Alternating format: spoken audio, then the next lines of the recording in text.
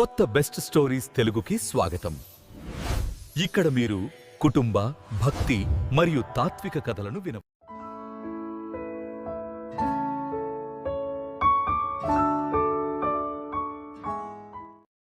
సొంత పిల్లల్లా పెంచుకున్న తమ్ముడు చెల్లెలు కష్టకాలంలో కన్నెత్తి కూడా చూడకపోతే, చేసిన సాయం మరిచిపోయి అన్నతో సంబంధం లేదన్నట్టు ప్రవర్తిస్తే ఆ అన్న మనసు ఎంత కష్టపడుతుంది.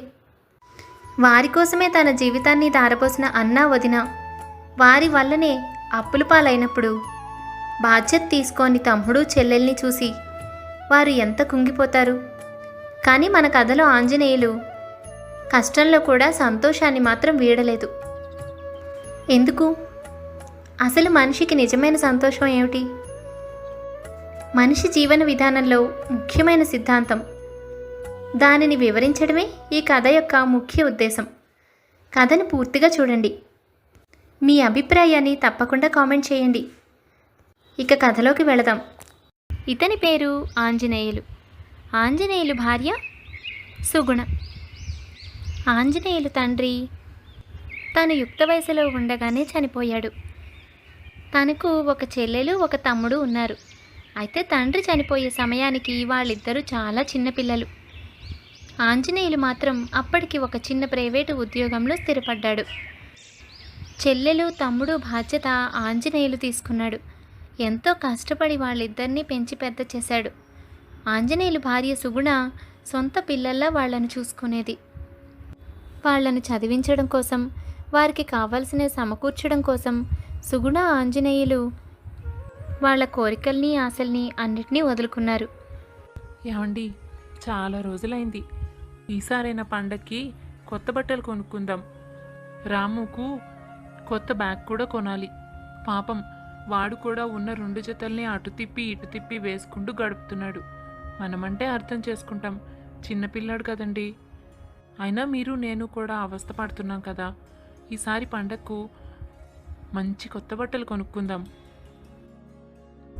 ఇది నువ్వు ప్రతి పండక్కు అడిగేదే, నేను ప్రతి పండక్కు నీకు సమాధానం చెప్పేదే సుగుణ. కొత్తగా చెప్పడానికి నా దగ్గర ఏముంది? నీకు తెలుసు, నాది చిన్న ఉద్యోగం.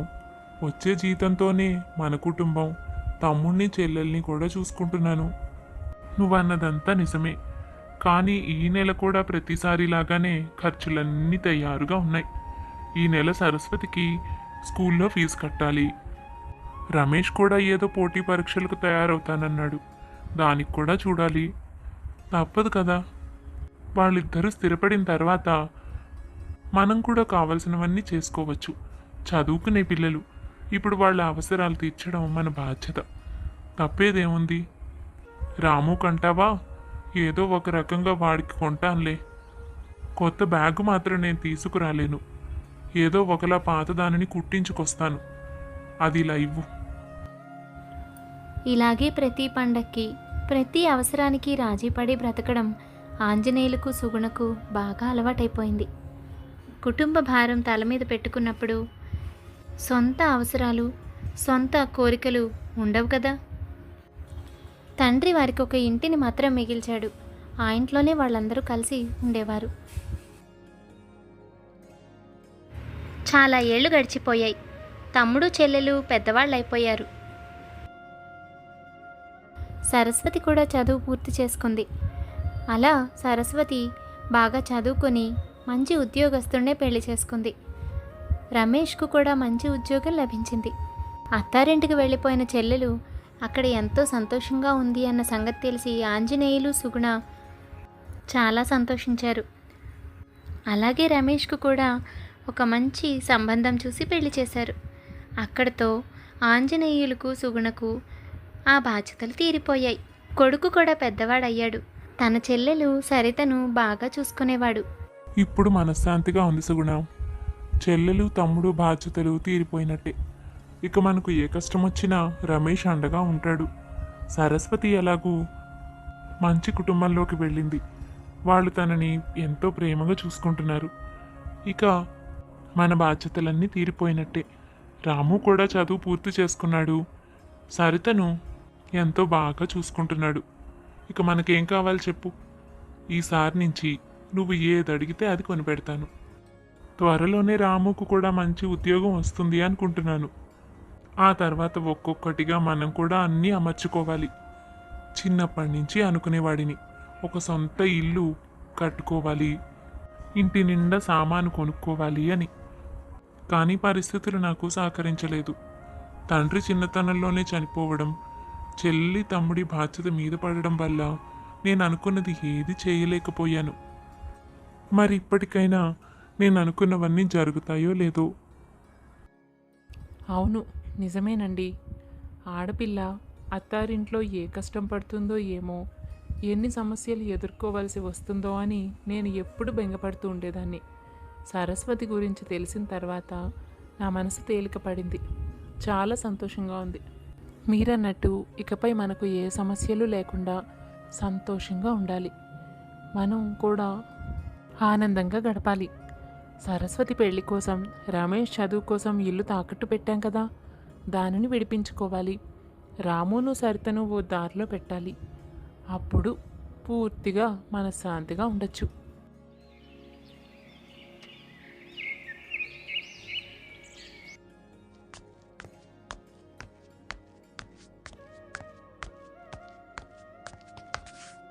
రా ఆంజనేయులు, ఎంతకాలం అయింది? ప్రాణ స్నేహితులు అన్న మాటే కానీ మొహం చూసుకోవడానికి కూడా సమయం ఉండడం లేదు. పోనీలే, ఇన్ని రోజులకైనా నన్ను గుర్తు పెట్టుకుని చూడడానికి వచ్చావు, అదే సంతోషంగా ఉంది. ఇన్ని కబుర్లు చెప్తావు కానీ వీరేశం, నువ్వే ఓసారి నన్ను చూడడానికి వచ్చుండొచ్చుగా. ప్రాణ స్నేహితుడు అన్నావు, చదువుకునే రోజులప్పటి నుంచి స్నేహితులం, ఎంతగా కలిసిమెలిసి పెరిగాం, తిరిగాం. సరేలే, చాలా కాలం అయింది కదా, మనసు కాస్త ప్రశాంతంగా ఉంది. అందుకే నిన్నోసారి పలకరించిపోదామని వచ్చాను. ఇప్పటికీ నా బాధ్యతలన్నీ తీరాయి. దేవుడు నా మీద కరుణ చూపాడు. సరస్వతికి పెళ్లి చేశాం కదా, అది అత్తారింట్లో సంతోషంగా ఉంది అన్న సంగతి తెలిసింది. దానిని ఆ ఇంట్లో చాలా బాగా చూసుకుంటున్నారు. రమేష్కు కూడా మంచి ఉద్యోగం వచ్చింది. సంగతులన్నీ తెలిసినవే అనుకో, కానీ నా ద్వారా నీకు చెప్పాలన్న ఆశతో వచ్చాను. నీ చెల్లెలు కమల సంగతి ఏమిట్రా, ఎలా ఉంది? చెల్లెలు అత్తారింట్లో సంతోషంగానే ఉంటుందా? బాగోగులన్నీ చూసుకుంటున్నావా? అవును, సంగతులన్నీ నాకు తెలుస్తూనే ఉన్నాయిలే. సరస్వతి పెళ్ళికి వచ్చాను కానీ ఆ రోజు ఒక చిన్న పని ఉండి పట్నం వెళ్లాల్సి ఉంది. అందుకే హడావిడిగా వచ్చి వెళ్ళిపోయాను. మళ్ళీ కలుద్దామంటే వ్యాపారంలో తీరికే కుదరలేదు. పోనీలే, ఇప్పటికైనా నీకు కొంత జీవితం లభించింది, అందుకని సంతోషంగా ఉంది. ఇకనైనా నీ గురించి, నీ భార్య గురించి, పిల్లల గురించి చూసుకోవడం మొదలుపెట్టు. ఇంతకాలం అందరి గురించి చేసిన త్యాగాలు చాలే. ఇక కమల విషయానికి వస్తే, కమల అత్తారింట్లో ఏవో కష్టాలు పడుతోందట. మొన్ననే నాన్న ద్వారా తెలుసుకున్నాను. నీలాగే నాకు చెల్లెలకి కూడా వయసు తేడా ఎక్కువ కదా, దానికి నాకు పెద్దగా అనుబంధం ఎప్పుడూ ఏర్పడలేదు. దాని గొడవ దాంది, నా గొడవ నాది. అది కాస్త పెద్దదయ్యేసరికి నేను వ్యాపారంలో పడిపోయాను. తర్వాత ఏదో నాన్న తను దాచిన డబ్బుతోనూ ఆస్తితోనూ దానికి పెళ్లి చేశాడు. అందులో నా వంతు నేను పాలు పంచుకున్నాను అనుకో. ఇకపై నేను కమలం చూడాల్సిన అవసరం లేదు. నాన్న నా పేరుని రాసిన ఇల్లుంది, దాంట్లో అది వాటా రాకపోతే అంతే చాలు. అది ఏం కష్టపడిందో ఏమో, ఇక అదంతా చూసే ఓపిక కూడా నాకు లేదురా. అత్తారిల్లు అన్నాక ఏవో ఒక సమస్యలు ఉంటూనే ఉంటాయి. ప్రతిదీ మనం చూస్తామా ఏంటి చెప్పు? సంతోషంగా ఉంటే మంచిది, లేకపోయినా మనం చేయగలిగేదేం లేదు. నా పిల్లలు, నా బాధ్యత అవి నాకు ఉంటాయి కదా. ఏం మాట్లాడుతున్నావు వీరేశం? నువ్వు తోబుట్టువు, నువ్వు చూడకపోతే ఎవరు చూస్తారు? అత్తారింట్లో కష్టపడుతోందని తెలిసి ఇంత ప్రశాంతంగా ఎలా ఉండగలుగుతున్నావు? వయసు తేడా ఉన్నంత మాత్రాన నీకు చెల్లెలు కాకుండా పోతుందా? తన కష్టం నష్టం చూడాల్సిన బాధ్యత ఎప్పటికీ నీదే. నువ్వింకా అదృష్టవంతుడివి, తండ్రి దగ్గరుండి చాలా కాలం చూసుకున్నాడు. మరి నేనైతే చిన్నప్పటి నుంచి వాళ్ళ బాధ్యతను చూసుకుంటూ వచ్చాను. అయినా మీకేం లోటు? ఆస్తి కూడా ఉంది. నాన్న నీ పేరు మీద ఒక ఇల్లే రాశాడంటున్నావు. అది కాక వ్యాపారంలో నువ్వు ఎన్నో లాభాలు గడించావు. నీ సొంతంగా నువ్వు ఎన్నో ఆస్తులు కొనుక్కున్నావు కూడాను. నాకు ఆ విషయాలన్నీ తెలుసు. ఇందులో వాటా రాపోతే బావున్ను అని అనుకోవడం ఏమాత్రం బాగోలేదు. తను అడక్కపోయినా ఈ ఇల్లు తనకు ఇచ్చినా నువ్వు తప్పులేదు కదా. అసలు ఏం కష్టాలో ఏమిటో కనుక్కున్నావా? ఏముంది, అత్తారింట్లో అదనపు కట్నం కోసం, ఆస్తి కోసం, అంతకంటే ఇంకేముంటాయి.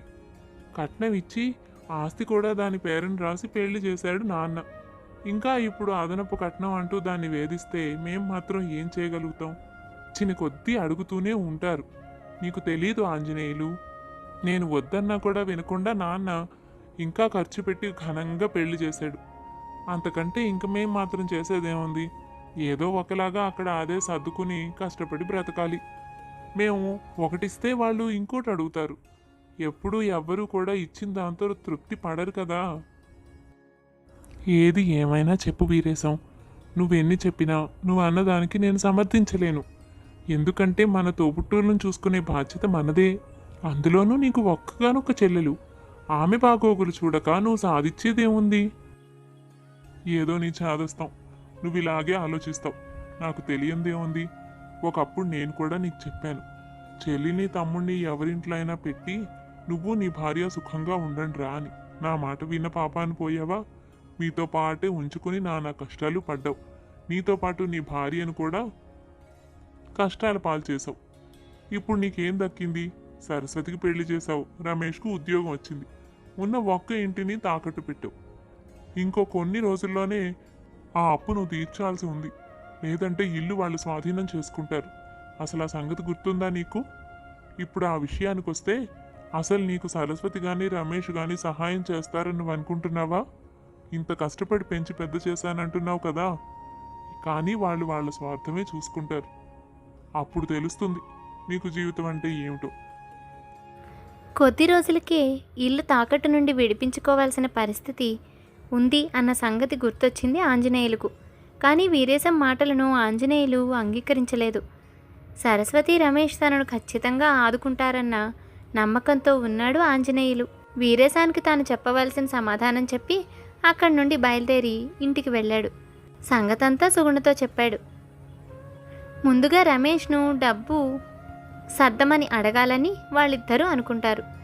తర్వాత రోజు రమేష్తో, రమేష్, నీకు తెలిసిన సంగతేగా, సరస్వతి పెళ్లి కోసమని నీ చదువు కోసమని ఈ ఇంటిని తాకట్టు పెట్టాను. నాదా చాలీ చాలని జీతం. వాటితో ఇంతింత పెద్ద పనులు ఎక్కడ చేయగలను చెప్పు? అందుకే ఇల్లు తాకట్టు పెట్టాల్సి వచ్చింది. మీ చదువులు పూర్తయ్యాయి, సరస్వతి పెళ్ళై సంతోషంగా ఉంది, నీ వివాహం కూడా జరిగింది, అన్నీ బాగానే జరిగాయి. అయితే ఒక చిన్న చిక్కు వచ్చి పడింది. ఇంకా ఈ ఇల్లు వాళ్ళు స్వాధీనం చేసుకోవడానికి ఎంతో సమయం లేదు. సేటుగారు వచ్చి ఇల్లు నాకు అప్పచెప్పమని చెప్పకముందే మనం అప్పు తీర్చేయడం మంచిది. నా దగ్గర ఇంకా అంత ధనం లేదు. నీ ఉద్యోగం మంచిది, ఇప్పటికే కొంత డబ్బు కూడబెట్టి ఉంటావు. మరికొంత ఎక్కడైనా అప్పు చేసో ఏదో ఒకటి చేసి బాకీ తీర్చేద్దాం. ముందు ఇంటిని కాపాడుకుందాం, తర్వాత సంగతి తర్వాత చూడొచ్చు. నువ్వు తలుచుకుంటే కొంతకాలంలోనే ఆ అప్పు తీర్చగలుగుతావు. కానీ ఈ ఇల్లు మళ్ళీ మనం కాపాడుకోలేం కదా. అదేంటన్నయ్యా, నేను ఏ డబ్బు కూడబెట్టలేదు. ఉద్యోగంలో చేరితే మాత్రం లక్షలు లక్షలు ఎక్కడి నుంచైనా ఊడి పడతాయా చెప్పు? అలా చేయాలంటే చాలా రోజులు పడుతుంది. నువ్వే చెప్పావు కదా వివాహం జరిగింది అని. మరి వివాహం అయిన తర్వాత ఎన్ని ఖర్చులుంటాయి? నా భార్యకు ఏం కావాలో చూడాల్సిన బాధ్యత నాదే కదా. దానికే నా జీతం సరిపోతోంది. రేపు పిల్లలు పుడితే వాళ్లకు, వాళ్ళ అవసరాలకు నాకు డబ్బు అవసరం. అందుకోసం కూడబెట్టుకోవాలి. ఇంటి సంగతి నేను ఎక్కడ చూడగలను చెప్పు? పోనీ ఇంటిని స్వాధీనం చేసుకుంటే చేసుకున్నాడులే, నష్టం ఏముంది? ఒక చిన్న ఇల్లు ఏదైనా అద్దెకు తీసుకుని ఉండండి. నువ్వు, వదిన, రాము, సరిత పెద్దవాళ్ళు అయిపోతున్నారు కదా. ఎలాగూ రాముకు కూడా ఉద్యోగం వస్తుంది, సరితకు పెళ్లి చేసే వయసు వస్తుంది. ఈలోపు ఏమైనా డబ్బు కూడబెడితే నేను తప్పక సరిత పెళ్లికి సహాయం చేస్తాను. అయినా సరస్వతి పెళ్లికి అంత అప్పు చేయాల్సిన అవసరం ఏముంది? ఇల్లు తాకట్టు పెట్టి మరి. నేను నీకు చెప్దామనే అనుకున్నాను, కానీ నాకు సంబంధం లేని విషయంలో నేను ఎందుకు కలగ చేసుకోవడం అని అనుకుని ఊరుకున్నాను. లేకపోతే సరస్వతికి అంత ఘనంగా పెళ్లి చేయాల్సిన అవసరం ఏముందన్నయ్యా? అయినా దాన్ని కూడా అడుగు, అది అత్తారింట్లో ఆనందంగానే ఉందిగా. సరస్వతి కోసమేగా ఈ ఇల్లు తాకట్టు పెట్టింది. నా చదువు కోసం ఎంత ఖర్చు అయిందని దాన్ని అడుగు, అదేమైనా సాయం చేస్తుందేమో. రమేష్ మాటలు విని ఆంజనేయులు ఆశ్చర్యపోయాడు. తాను రమేష్ అలా అంటాడని ఎప్పుడూ ఊహించలేదు. ఎంత కష్టపడి తమ్ముడిని పెంచి పెద్ద చేసి ఉద్యోగం వచ్చేదాకా కంటికి రెప్పలా కాపాడాడు. ఇవాళ తనకు రెక్కలు రాగానే తనకు ఏ సంబంధం లేదు అంటుంటే మనసుకు ఎంతో కష్టంగా తోచింది. ఊహించలేదు సుగుణ, రమేష్ ఇలా అంటాడని. సరే, ఏ చిరాకులో ఉన్నాడో ఏమో, నాకు చెప్పలేకపోతున్నాడేమో అనిపించింది. వాళ్ళ మామగారు వాళ్ళ కోసం ఇల్లు కొంటున్నారట. తన భార్య తను అక్కడికి వెళ్ళిపోతామని చెప్పాడు. సరస్వతిని డబ్బు అడగమన్నాడు. చూస్తూ చూస్తూ ఆడపిల్లను డబ్బెలా అడుగుతాము? అలాగని ఇల్లు పోగొట్టుకోలేను. నాకు ఏ దారి తోచడం లేదు. మీరు చెప్పింది నిజమే అనుకోండి, కానీ సరస్వతి ఆ ఇంట్లో సంతోషంగానే ఉంది. వాళ్ళ అత్తగారు వాళ్ళు తనను ఎంతో బాగా చూసుకుంటున్నారని చెప్పారు కదా. తన పెళ్లి కోసమే కదా ఈ ఇల్లు తాకట్టు పెట్టి అప్పు చేసింది. ఒక పని చేద్దాం, తన దగ్గర అప్పుగా తీసుకుందాం. మన రాముకు ఉద్యోగం వచ్చిన తర్వాత ఎలాగో అలా అప్పు తీర్చేద్దాం. అప్పుడు ఇల్లు విడిపించినట్టు అవుతుంది. ఈ ఆలోచన బాగుంది కదూ? ఈ ఉపాయం ఆంజనేయులకు కూడా బాగా నచ్చింది. మరుసటి రోజే సరస్వతి దగ్గరకు వెళ్ళి సరస్వతిని అడుగుదామని నిర్ణయించుకున్నాడు. సరస్వతి అన్నను చూసి కనీసం ఇంట్లోకి రమ్మని కూడా పిలవలేదు. ఏంటన్నయ్యా ఇలా వచ్చావు? అందరూ బాగున్నారా? నా సంగతులన్నీ నేను ఎప్పటికప్పుడు తెలియచేస్తూనే ఉన్నాను కదా. ఈ ఇంట్లో నేను మహారాణిని. మా అత్తగారు భర్త నన్ను ఎంతో ప్రేమగా చూసుకుంటున్నారు. ప్రస్తుతం నాకు ఏ లోటు లేదు. కాకపోతే నీ మీదే వాళ్ళు చాలా కోపంగా ఉన్నారు. పెళ్ళి ఘనంగా చేయాలని వాళ్ళు కోరుకుంటే నువ్వు వాళ్ళకు అన్ని చోట్ల లోటే మిగిల్చావు. డబ్బు సమస్య చూపి వాళ్ళ పరువు తీసేశావు. అందుకే నీవంటే వాళ్లకు ఏమాత్రం ఇష్టం లేదన్నయ్యా. నువ్వు ఇలా వచ్చావని తెలిస్తే చాలా కోపడతారు. ముందిక్కడి నుంచి వెళ్ళిపో. అదేంటమ్మా సరస్వతి అలా అంటున్నావు? నీకు తెలీదు? ఇల్లు తాకట్టు పెట్టి మరీ డబ్బు తీసుకువచ్చి పెళ్లి చేశాను సరస్వతి. మన చుట్టుపక్కల అందరూ చెప్పుకున్నారు నీ పెళ్లి ఘనంగా చేశానని. నువ్వేమో మీ అత్తగారికి నా మీద కోపంగా ఉంది అని చెప్తున్నావు. ఇంతకంటే ఘనంగా పెళ్లి చేయడం మన స్తోమత కాదు, అసలు ధర్మం కూడా కాదు సరస్వతి. ఇప్పుడు నేను ఆ సంగతి నిన్ను అడుగుదామని వచ్చాను. నువ్వు అత్తారింట్లో సంతోషంగా ఉన్నావని ఎంతో సంతోషపడ్డాం మీ వదిన నేను. అయితే నీ పెళ్లి కోసమని ఇల్లు తాకట్టు పెట్టి అప్పు చేశాను. ఇప్పుడు ఆ సేటు వచ్చి మరి కొద్ది రోజుల్లోనే ఇల్లు స్వాధీనం చేసుకోబోతున్నాడు. నీకు ఇక్కడ పరిస్థితులన్నీ బాగానే ఉన్నాయి కాబట్టి ప్రస్తుతానికి ఇల్లు విడిపించుకోవడానికి కాస్త డబ్బు సర్దేవంటే తర్వాత కొంతకాలానికి నీ అప్పు తీర్చేస్తాను. ఈ సంగతి చెప్పి నీ భర్తను అత్తగారిని కాస్త డబ్బు ఏర్పాటు చేస్తారేమో కనుక్కోమ్మా. చాలా అత్యవసరం. ఇల్లు పోగొట్టుకుంటే మాకు ఏమీ ఉండదు. రాముకు ఉద్యోగం వస్తుంది కదా, ఆ తర్వాత నెమ్మది నెమ్మదిగా ఎలాగో కష్టపడి నీకు అప్పు తీరుస్తాను. అమ్మో అప్పే! మా అత్తగారు అస్సలు ఇవ్వరన్నయ్యా. అందులో నువ్వు ఇల్లు విడిపించుకోవాలంటే లక్షలు కావాలి. అంత డబ్బు నాకు ఎందుకు ఇస్తారు చెప్పు? పైగా నీ మీద కోపంగా ఉన్నారని ఇందాకే చెప్పా కదా. ఇంకో రకంగా ఆలోచించిన రాముకు ఎప్పటికి ఉద్యోగం వచ్చాను, వాడు ఎప్పటికి డబ్బు తీర్చాను. సరిత పెళ్ళుంది, ఆ తర్వాత రాము పెళ్ళుంది, రాము పెళ్ళయ్యాక భార్య వస్తుంది.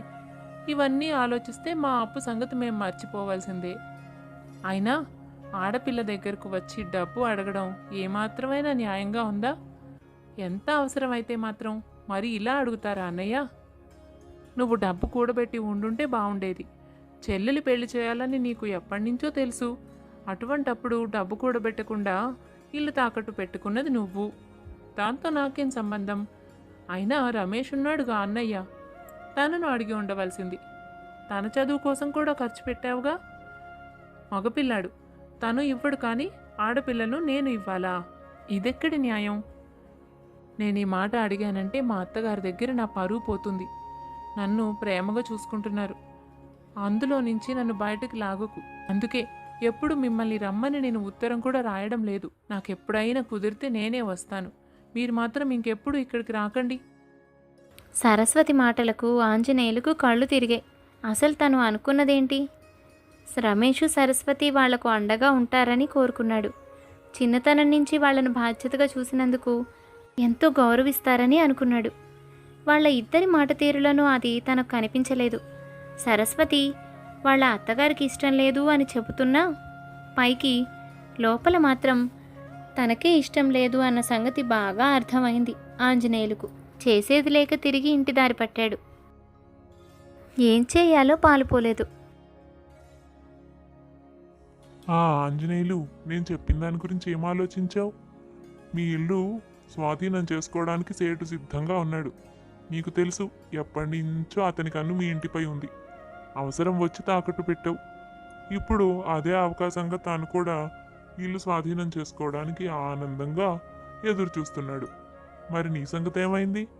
అడిగావా రమేష్ను, సరస్వతిని? ఏమైనా ఇస్తామని చెప్పారా? నువ్వేం చెప్తావులే, నన్ను చెప్పమంటావా? నువ్వు రమేష్ను అడిగినట్టు, ఆ తర్వాత సరస్వతిని కూడా అడిగినట్టు వాళ్ళు నీకు చెప్పిన సమాధానాలు అన్నీ నాకు బాగా తెలుసు.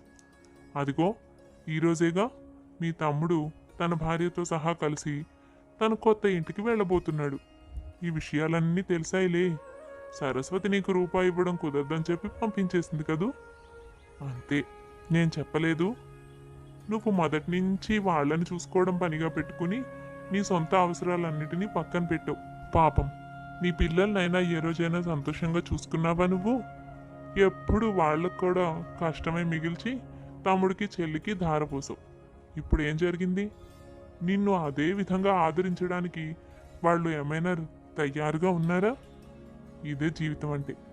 అందుకే నేను నా చెల్లి విషయాలు పట్టించుకోవడం లేదు. ఇక్కడ ఎవరి జీవితం వాళ్ళదే. ఇంతకంటే మనం ఏం చెయ్యలేము. ఈ విషయం ఇప్పటికైనా అర్థమైందా నీకు? కానీ జరిగిందంతా తెలిసాక నువ్వు దిగులు పడుతూ బెంగ పెట్టుకుని ఇంట్లోనే పడుకుని ఉంటావనుకున్నాను. తీరా ఇక్కడ చూస్తే నువ్వు కనిపించవు. ఆశ్చర్యపోతున్నాను. ప్రతిసారి నీకు ఎన్నో దెబ్బలు తగులుతూనే ఉన్నాయి. వాళ్ళను చదివించడానికి ఎన్నో కష్టాలు పడ్డావు. నాకు అన్నీ తెలుసు. కానీ ఏ రోజు నీ మొహంలో దిగులు అనేదే కనపడలేదు. ఇప్పుడు కూడా నీ మొహంలో దిగులే లేదు. ఇంత దెబ్బతిన్నాక కూడా ఇంత ప్రశాంతంగా ఎలా ఉండగలుగుతున్నావు? అసలు నీకు ఆనందం ఎలా వచ్చింది? నేను చేసిన పనిలో నుంచే నాకు ఆనందం వచ్చింది. వీరేశం, నువ్వు ఇన్ని మాటలు చెప్తున్నావు, కానీ నువ్వు నిజంగా ఇటువంటి ప్రశాంతతను, సంతోషాన్ని ఎప్పుడైనా పొందావా? నాకు తెలిసి పొందలేదు. పొందానని నువ్వు చెప్పినా అది అబద్ధమే అవుతుంది. ఎందుకంటే నువ్వు నీ ధర్మాన్ని పాటించలేదు. ఎప్పుడైతే మన ధర్మం పాటించక వదిలేస్తామో అప్పుడు మనశ్శాంతి దొరకదు, సంతోషం కూడా దొరకదు. ఇప్పుడు నేను బాధపడడానికి కారణం ఏముంది? నేను నా ధర్మాన్ని నిర్వర్తించాను. తండ్రి లేకపోతే చెల్లెల్ని తమ్ముణ్ణి ఆదరించాను, చదివించి పెద్ద చేశాను, పెళ్ళిళ్ళు చేశాను. నేను చేసిందంతా ధర్మమే. న్యాయమైన పని చేసినప్పుడు బాధపడే పనే ఉంది? నేను ఏదైనా తప్పు చేస్తేనో అధర్మం చేస్తేనో దిగాలు పడాలి, బాధపడాలి. ఇప్పుడు నేను బాధపడాల్సిన అవసరం నాకు కనిపించలేదు. నేను నా ధర్మాన్ని నిర్వర్తించాను అన్న సంతోషంలోనే ఎప్పుడూ ఉన్నాను. నా భార్య సుగుణ కూడా ఆ దేవుడి దయవల్ల ఎప్పుడూ అటువంటి భావంతోనే మెలిగింది. ఈరోజు సరస్వతి కానీ రమేష్ కానీ వారి ధర్మం వారు పాటించడం లేదు. మహా అయితే వారు అధర్మపరులు అవుతున్నారని బాధపడాలే తప్ప నాకేదో అన్యాయం జరిగిపోతుందని నేను బాధపడవలసిన అవసరం లేదు. వాళ్ళు తప్పు చేస్తే అది వాళ్ళ సమస్య. వాళ్ళ ధర్మం పాటించకపోవడం వాళ్ళకే చెడు జరిగేలా చేస్తుంది. అంతేకాని నాకు ఎటువంటి నష్టము వస్తుందని నేను అనుకోవడం లేదు, రాదు కూడా. నేను నమ్మకంగా చెప్తున్నాను. ఎందుకంటే నేను ధర్మాన్ని పాటించాను. ధర్మో రక్షితి రక్షితః అన్న విషయం తెలుసు కదా. మనం ఎప్పుడు బాధపడాలి అంటే అధర్మం చేసినప్పుడు, ధర్మాన్ని వీడి సొంత ప్రయోజనాల కోసం స్వార్థంగా ప్రవర్తించినప్పుడు, కష్టపడినప్పుడు ఎప్పుడు బాధపడవలసిన అవసరమే లేదు వీరేశం. నువ్వు చెల్లెలు సంగతి చూడకుండా నీ స్వార్థం నువ్వు చూసుకుంటున్నావు. కానీ నేను పొందినంత సంతోషం నువ్వు పొందలేవు. ఒక్కసారి నువ్వు స్వార్థం వదిలి చెల్లెల కోసం ఆలోచించి చూడు. ఎంత సంతోషం పొందుతావో అప్పుడే నీకు అర్థమవుతుంది. అందుకే ఏం జరిగినా నాకు బాధ దిగులు కలగదు. నేను చెప్పిన సూక్తిని నేను నమ్ముకున్నాను. వారు చెడుబాటల్లో నడుస్తున్నారు. అది వాళ్ళకి సమస్యలు తెచ్చిపెడుతుందని నా బాధ. అంతేకాని నా గురించైతే నాకు ఏ దిగులు లేదు. ఆంజనేయులు చెప్పిన మాటలకు వీరేశం చాలాసేపు మౌనంగా ఉండిపోయాడు. వీరేశానికి చాలా ఆశ్చర్యంగానూ కొత్తగానూ అనిపించింది. ఇటువంటి ఆలోచన విధానం తాను ఎప్పుడూ ఎరగలేదు. కొత్తగానే కాదు, మనసుకు కూడా తేలికగా అనిపించింది. ఆంజనేయులు చెప్పినది న్యాయం అని అనిపించింది. అందుకే ఎదురు మాట్లాడలేక మౌనంగా ఉండిపోయాడు. కానీ వీరేశం మనసులో తను చెప్పిందంతా నిజమే, కానీ ఇప్పుడు సమస్య మాత్రం ఎలా పరిష్కారం అవుతుంది? ఏదో బాధపడకుండా సంతోషంగా ఉంటే మాత్రం సమస్య తీరిపోతుందా, ఇల్లు చేతిలో పడుతుందా అనే భావం కలిగింది. తను అలా అనుకుంటూ ఉండగానే అక్కడికి మరొక స్నేహితుడైన మాధవయ్య అక్కడికి వచ్చాడు. ఆంజనేయులు, నీకో సంగతి చెప్పాలి. నీ గురించే వెతుకుతున్నాను ఊరంతా. ఇంటికి వెళితే ఇలా బయటకు వచ్చావని తెలిసింది. ఇంకెక్కడా, ఇక్కడే మాట్లాడుకుంటూ ఉంటారనుకుని వచ్చాను. నీకు సంతోషకరమైన వార్త ఒకటి మోసుకొచ్చానోయ్, చెప్పమంటావా? మా ఇంటి పక్కన మీ ఇల్లు తాకట్టు పెట్టిన సేటు ఉన్నాడు కదా, మీ మధ్య నాతో చెప్పాడు ఇంకొద్ది రోజుల్లోనే గడువు పూర్తవుతుంది, ఇల్లు స్వాధీనం చేసుకుంటాను అని. చాలా బాధపడ్డాను. నువ్వు ఇప్పటికిప్పుడు డబ్బు తీర్చలేవని నాకు తెలుసు, కానీ నా దగ్గర కూడా అంత డబ్బు లేదు.